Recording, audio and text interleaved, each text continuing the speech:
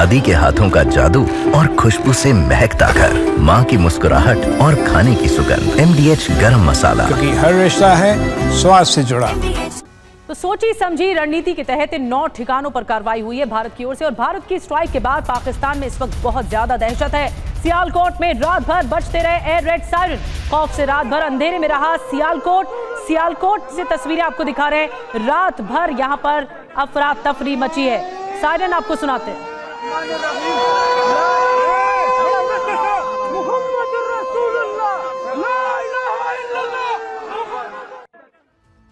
तो भारत का बदला तो पूरा हुआ, लेकिन पाकिस्तान अभी भी खौफ के साए में है भारत के हमले के। जी हां, पाकिस्तान में भारत के और हमले का खौफ बना हुआ। सियालकोट में रात भर सायरन बजते रहे, रात भर सियालकोट ब्लैकआउट रहा। हमले के डर से रात भर जागते रहे लोग। POK और LOC पर हाई अलर्ट में है पाकिस्तान इस वक्त। और POK में पाकिस्तान के इमरजेंसी का ऐलान किया गया है। पाकिस्तान ने अपना हवाई क्षेत्र बंद कर दिया है। लाहौर, इस्लामाबाद एयरपोर्ट पर सभी ऑपरेशंस को सस्पेंड कर दिया गया है।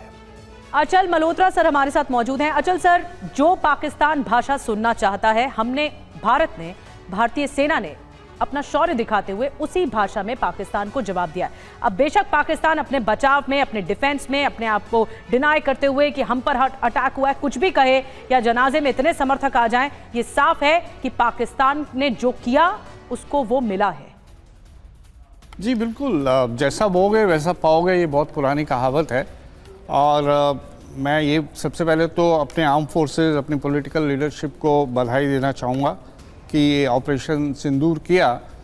लेकिन हमें ये भी मान के चलना पड़ेगा कि operation Sindoor is the beginning of the end, क्योंकि जो हमारे असली टारगेट हैं, जो इसके जो फाउंटेन हेड ऑफ टेररिज्म है, या जो उसको सपोर्ट करने वाले ISI और आर्मी है, अभी हमें वहाँ तक पहुँचना है। और ये रास्ता काफ़ी लंबा है, पर मुझे उम्मीद है कि हम धीरे धीरे से पूरा करेंगे। अब वक्त वो आ गया है कि ये एक्शन तो हमने फुली जस्टिफाइड है। इसे राइट ऑफ डिफेंस के अंडर ले लीजिए, राइट टू रिस्पॉन्ड के फ्रेमवर्क में इसको देख लीजिए। पूरी इंटरनेशनल कम्युनिटी आज हमारे साथ खड़ी हुई है। एक भी वर्ड, किसी ने भी कोई एक शब्द जो है इसके खिलाफ नहीं बोला। कुछ लोग खुल के सामने आए हैं, कुछ ने अपनी चुप्पी से इसे इंडोर्स किया है। और ये मुझे लगता है कि भारत की विदेश नीति के लिए बहुत बड़ा कॉम्प्लीमेंट है। अब सवाल ये है कि इससे आगे क्या। हमें मल्टी प्रॉन्ज अप्रोच अपनाने की ज़रूरत है।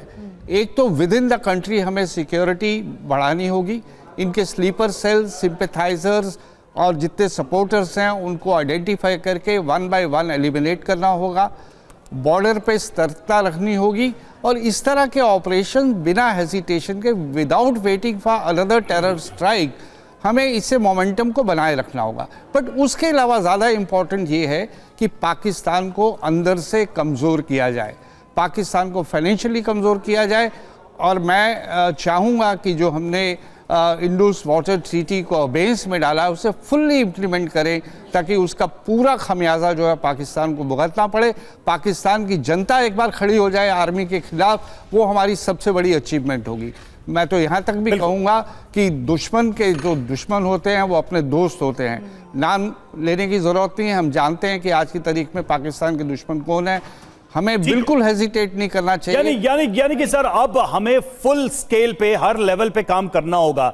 हमने अटैक तो कर दिया, स्ट्राइक तो किया है, लेकिन इसके अलावा और जितने तरीके हैं उनका इस्तेमाल करके इस आतंक के गढ़ को खत्म करना ही होगा। दादी के हाथों का जादू और खुशबू से महकता घर, माँ की मुस्कुराहट और खाने की सुगंध। MDH गरम मसाला, क्योंकि हर रिश्ता है स्वाद से जुड़ा।